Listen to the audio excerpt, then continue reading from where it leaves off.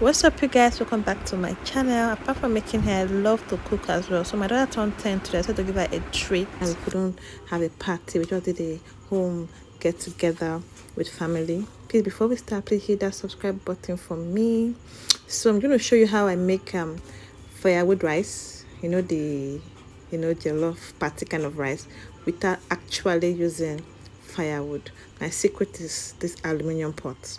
So right now I'm putting the bay leaf. I already made the sauce a day before, and to make my work easier, so I'm putting bay leaf, and I washed my rice already. There's no need parboiling the rice. For better results, use your rice raw. Don't parboil first.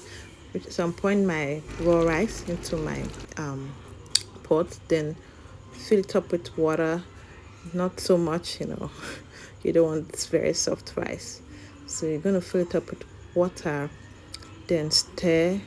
You don't use a metal spoon. If not, your food will burn before it's even cooked. So right now we're going to cover the pot and allow it to simmer. We reduce the heat. It's better for you to cook your jollof rice in a very low heat. Yeah, if it's too high, you end up having a burnt rice. You don't want that for your jollof rice, so we'll leave it to simmer. So right now I came back to check on the rice, to just turn it a little bit, to spread the love. So this is when the jollof rice starts to show itself. So at this point, you're going to come back every few minutes and stir. So we have to keep doing this process until you begin to smell or taste that party jollof or firewood jollof. So have you ever wondered why those women that cook for parties, why they keep stirring their rice even when the rice is cooked? My sister, this is what they do.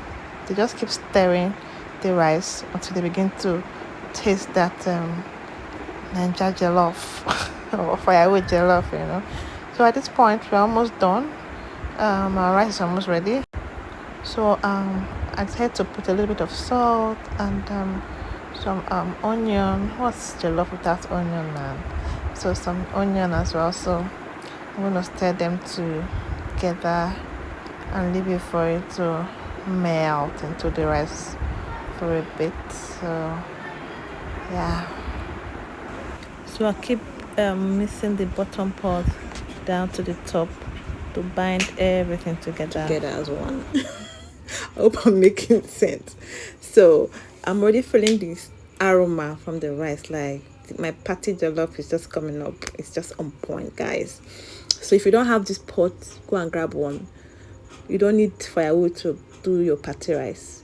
This is my own party jollof, and it comes out really, really nice. So at this point, I'm gonna taste one more time. So this came out pretty well. It is amazing. Like, this rice is on point. I was like, mad. My daughter said she wanted fried rice too. So a day before, I parboiled my rice rather with the meat stock and put it in the fridge so that the following day to be easier for me to do. So right now, what is fried rice without garlic, guys? If you want to fried rice to be crazy like mad, use garlic first. Fried garlic, guys.